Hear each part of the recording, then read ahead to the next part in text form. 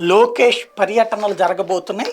అది వచ్చే ఎన్నికల దృష్టిలో ఉంచుకుని టీడీపీ ప్రతి నియోజకవర్గంలో అంతర్గత వ్యవస్థ నిర్మించింది. ప్రతి పోలింగ్ బూత్‌కి ఒక కన్వీనరు, ఆయన కింద ఒక కమిటీ, 5 పోలింగ్ బూత్‌లు కలిపి ఒక యూనిట్, దాని మీద కొన్ని యూనిట్లు కలిపి క్లస్టర్ వంటివి ఇందులో ఉన్నాయి. లోకేష్ నిర్వహించే సమావేశాల్లో వీళ్ళందరినీ పిలవబోతున్నారు. రాష్ట్రం అంతా తిరగబోతున్నారు.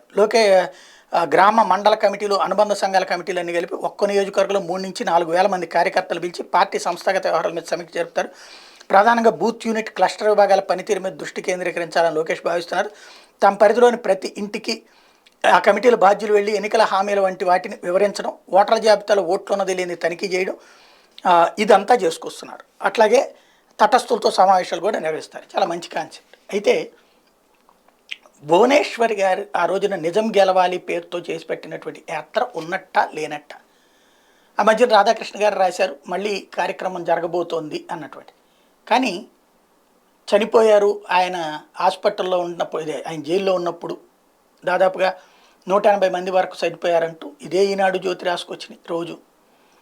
ఆ తర్వాత అప్పట్లో అయితే వాళ్ళ కుటుంబాల గురించి కూడా రాసుకొచ్చినాయి, ఎంత గొప్పోళ్ళు, ఎంతగా తెలుగుదేశం అంటే అభిమానం అన్నటువంటిది. వాళ్ళ కుటుంబాలకు పరామర్శించి 3 లక్షల రూపాయలు డబ్బులు ఇచ్చే కార్యక్రమాన్ని భువనేశ్వర్ గారు చేశారు. సీన్ కట్ చేస్తే భువనేశ్వర్ గారి యాత్ర జైలు నుంచి చంద్రబాబు గారు బయటికి రాగానే ఆగిపోయింది.